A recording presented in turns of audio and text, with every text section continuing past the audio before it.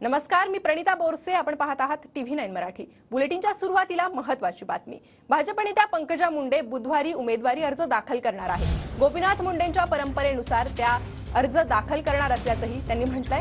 तर घोषणा देताना कुणाचाही अपमान करू नका असं पंकजा मुंडेंनी कार्यकर्त्यांना आवाहन केलेलं आहे. समोरच्या उमेदवाराचा अपमान करू नका असं मुंडे म्हणाले.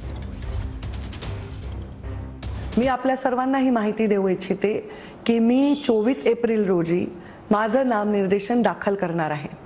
माझं नामनिर्देशन दाखल करून 3 वाजल्यानंतर मी महामानव डॉक्टर बाबासाहेब आंबेडकरांच्या पुतळ्याला अभिवादन करणार आहे.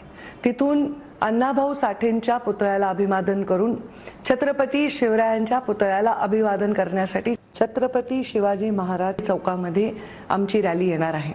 त्यानंतर माने कॉम्प्लेक्समध्ये ही रॅली जाऊन त्याचं सभेत रूपांतर होणार आहे. कार्यकर्ते घोषणा देणार आहेत, आवाज दुमदुमणार आहे, परंतु या घोषणा देताना कोणाचाही अवमान करता कामा नाही, कोणालाही कमी लेखता कामा नाही, समोरच्या उमेदवारांच्या विरोधात घोषणा देता कामा